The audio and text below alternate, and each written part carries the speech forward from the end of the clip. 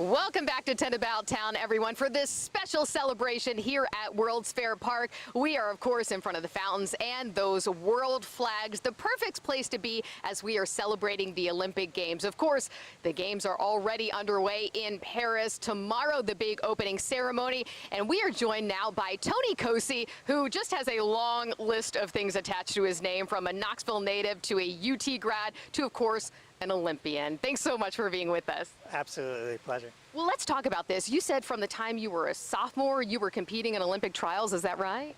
Correct. My first Olympic trials I qualified for was my sophomore year when I was still at the University of Tennessee.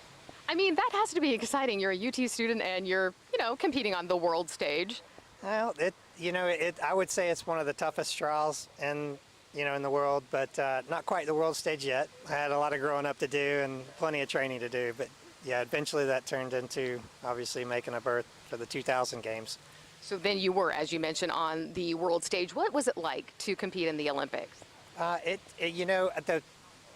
funny, I go back and I've looked a few times at the video because you're constantly carrying a video around because you don't want to miss anything. But the games that I went to was in Australia, and so it was very unique. We met so many great people, and it was the team is very much about community, so you meet a lot of folks across different sports.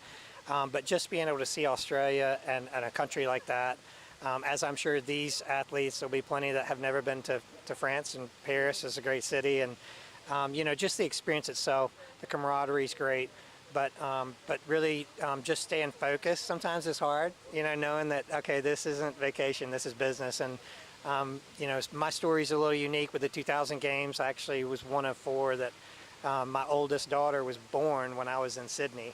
So that was my first. So it was very difficult to stay focused, but at the same time, just there's so much that's wrapped into it. And, it is just a great time for the world, I think, when everyone comes together and it's about sport and competitiveness and just, kind of bringing everyone together for one cause.